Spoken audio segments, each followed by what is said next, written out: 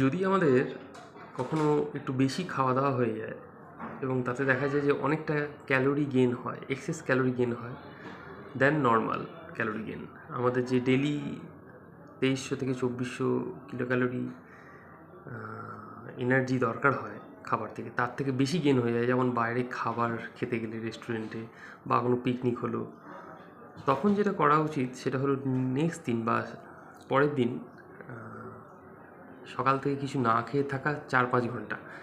এতে কি হয়, যে ফ্যাটটা আমাদের শরীরে বা এক্সেস যে ক্যালোরি যেটা গেন হয়েছে সেটা ভাঙতে শুরু করে। এছাড়া পরের দিন অল্প পরিমাণে খাবেন, ডাল, স্যুপ, টক দই, ভাত, রুটি একটু অল্প পরিমাণে খাবেন, বেশি পরিমাণে জল খাবেন, হালকা ব্যায়াম করতে পারেন, একটু হেঁটে আসলেন 10-15 মিনিট, এগুলো করা যেতে পারে। তাই চিন্তার কোনো কারণ নেই, একদিন বেশি খাওয়া হয়ে গেল মানে শরীর অসুস্থ হয়ে পড়বে এরম নয়, পরের দিনকে এই কয়েকটা পয়েন্ট মেনে চললেই হবে। ধন্যবাদ।